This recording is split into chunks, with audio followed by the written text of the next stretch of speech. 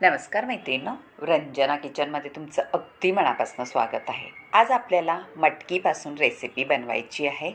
कड मटकी कशी बनवायची? छान मटकी 4-5 तास भिजत घातली, स्वच्छ धुवून आणि चाळणीत ओतून ठेवली रात्रभर. पहा किती मोड मस्त आलेले आहे. मटकी थोडी पण मोडच जास्त दिसत आहेत, इतकी भारी मोड आलेले आहेत. आता काय करायचं आहे पुढे रेसिपीमध्ये? एका भांड्यात घ्यायचे आहे आणि स्वच्छ धुवून घ्यायची आपल्याला मटकी. पाणी घालून 2-3 पाण्याने स्वच्छ धुवायची, म्हणजे त्याचा उगरटपणा कमी होतो आणि आपण रात्रीचं भिजत घातल्यामुळे थोडा आंबूस वास येतो, तो सुद्धा येणार नाही. म्हणून आपल्याला धुवून घ्यायची आहे. त्याच्यासाठी आपल्याला लागणार आहे कांदे मी सोलून घेतलेले आहे साल आणि धुवून घेतलेली आहे. पावसामध्ये किंवा कधीही कांदा आतून काळा होतो, त्याच्यामुळे साल काढून छान धुवून घ्यायची आहे. 1 टॅमॅटो, आलं, लसणाच्या कळ्या आणि अर्धी वाटी एवढं खोबरं. सुकं खोबरं आहे, ओलं खोबरं नाही. आणि हे आहे कोथिंबीर, तीसुद्धा स्वच्छ धुवून घेतलेली आहे.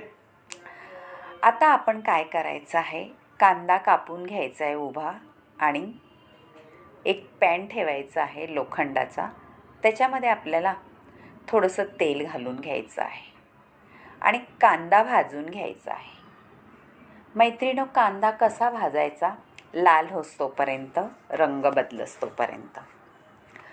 कांदा छान भाजला खरपूस का आपल्या रेसिपीला सुद्धा छान सुगंधसुद्धा येतो आणि खायलाही खमंग रुचकर अशी रेसिपी लागते. हे पहा, छान लाल रंग आलेला आहे आणि 1 टॅमॅटो आहे.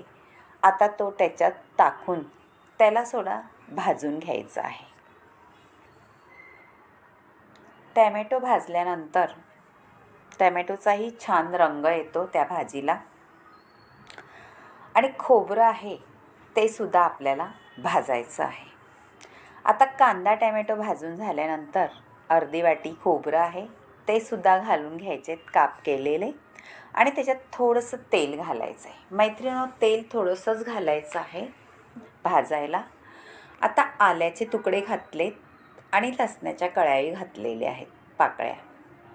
त्या सोललेल्या नाही आहेत, साल तशीच आहे. मैत्रिणींनो, हे सुद्धा तुम्ही ट्राय करा. बिना सोलता लसूण घाला, खूप सुंदर सुवास येतो लसणाचा. तो गावठी लसूण आहे म्हणून साली सकट घालायचा. आता कोथिंबीरसुद्धा मी घालून घेतलेली आहे परतायला. कोथिंबीर परतल्याने काय होतं? कोथिंबीरचा सुगंध तर सुटतो, पण आपल्या रेसिपीला छान कलर यायला सुद्धा मदत होते.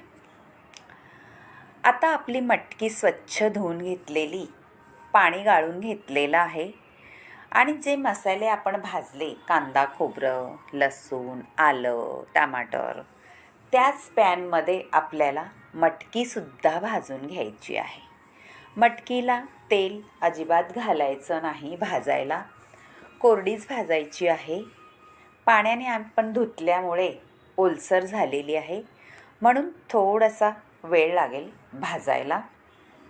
पण आपण लोखंडाच्या पॅनमध्ये घातली का पटकन भाजली जाते, काहीही वेळ नाही लागत. पहा, छान आळली का नाही, याचा अर्थ आपली मटकी थोडी शिजायला लागलेली आहे.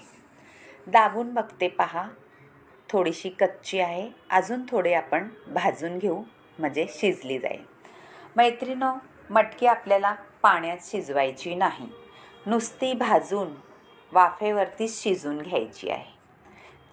अशी मटकी तुम्ही करून बघा, नक्कीच तुमच्या जिभेवर ही चव रेंगाळत राहील. इतकी भारी रेसिपी होते. आता मटकी भाजून झाल्यानंतर आपल्याला एक भांडं ठेवायचं आहे. त्याच्यात थोडंसं 2 चमचे आपल्याला तेल घालून घ्यायचं आहे. तेल घातल्यानंतर आपल्याला फोडणी करायची आहे. थोडं तेल गरम व्हायला पाहिजे, म्हणजे आपले जिरी मोहरीची फोडणी छान तडतडायला लागते आणि सुगंधही सुंदर सुटतो. आता झालेलं आहे पहा, मोहरी आणि जिरं तडतडायला लागलेलं आहे. आता आपण घालून घेऊ कढीपत्त्याची पानं. कढीपत्त्याची पानं घातल्याने भाजीला किंवा आमटीला छान चव तर येतेच, पण आपल्याला कढीपत्ता आपल्या शरीरासाठी सुद्धा तेवढाच महत्त्वाचा आहे. आता मी हे मसाले घातलेले आहेत. हळद, गरम मसाला, घरगुती मसाला, बेडगी मसाला आणि आपलं वाटण केलेलं ते सुद्धा घालून घेतलेलं आहे मैत्रिणींनो आता.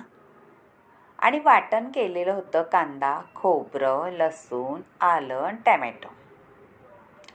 ते घालून घ्यायचं आणि परतून घ्यायचं आहे. आपल्याला मी घडी याच्यासाठी सांगत असते, कारण काही काहींच्या लक्षात राहत नाही काय घातले, म्हणून मी प्रत्येक वेळेस काय साहित्य घातलं ते सांगत असते. मैत्रिणींनो, आता छान आपला मसाला परतून झाला आहे. ग्रेव्ही का त्याच्यामध्ये मीठ घालायचं आहे चवीनुसार, आपल्या मसाल्याच्या अंदाजेनुसार घालायचं, म्हणजे चव भन्नाटच येते. आता मसाला परतून झाल्यानंतर तेल सुटले पहा मसाल्याला. आता पुढे काय करायचं आहे, आपल्याला त्याच्यामध्ये पाणी घालून घ्यायचं आहे. 1 ग्लास पाणी पूर्ण घालायचं आहे. मोठं ग्लास आहे ते पूर्ण 1 ग्लास पाणी ओतून ह्या मसाल्याला आपल्याला उकळी घ्यायची आहे. दणदणा खळखळून उकळी आल्यानंतर आपण पहिलं झाकण ठेवायचं आणि मग उकळीला ठेवायचं आहे. हे पहा, झाकण ठेवल्यानंतर उकळी तर दणदणा आलेलीच आहे आणि तेलही सुटलेलं आहे बाजूला. याचा अर्थ आपली मसाले छान भाजले गेलेले आहेत आणि त्याच्यामध्ये ग्रेव्हीसुद्धा छान घोळली गेलेली आहे. आता बारी येते मटकीची. आपण भाजून घेतलेली मटकी कडामध्ये घालून घ्यायचं आहे. याला म्हणायचा कड मटकी. हाय का नाही छान मटकी भाजलेली, स्मोकी, अगदी सुंदर सुगंध सुटलाय मटकीचा भाजल्यामुळे. तुम्ही ही मटकी अशी करून पहा. रोज रोज मिसळ खाण्यापेक्षा आपल्याला मटकी म्हटलं का मिसळ आठवते, पण त्याच्यापेक्षा असा कड मटकी करून पहा, नक्कीच आवडेल. भाकरीबरोबर खा, चपातीबरोबर खा, भाताबरोबर सुद्धा तेवढीच चांगली लागते.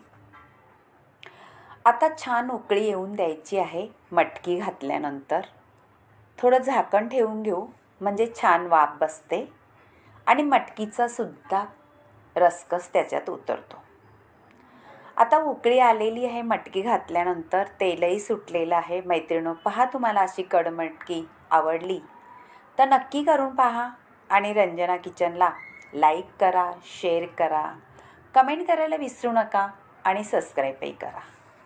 तुमच्या मैत्रिणीशी सुद्धा हा व्हिडिओ शेअर करा तुम्हाला जर आवडला तर, आणि त्यांनाही एक कमेंट आणि लाईक करायला सांगा. मैत्रिणींनो, तुमचं घरचं चॅनल आहे. ह्या पद्धतीने तुम्ही मला नक्कीच सांगू शकता का याच्यात काय घालायचं, अजून काही ट्रिक आहे का, किंवा काय घातलं नाही पाहिजे, किंवा खूप सुंदर झाले, असं सगळं मला तुम्ही सांगू शकता. मला वाचायला खूप आवडेल आणि तुम्हाला जर आवडली तर नक्कीच कमेंट करा. बाय मैत्रिणींनो, पहा किती सुंदर कलर आलेला आहे आणि चवीलाही अप्रतिम झालेली आहे. तुम्हाला जर याच्यावरती फरसाण किंवा शेव, कांदा असं घालून खायचं असलं, किंवा पावाबरोबर सुद्धा तुम्ही ही मटकी खाऊ शकता मिसळ करून. नक्कीच करून पहा आणि एक कमेंट जरूर करा.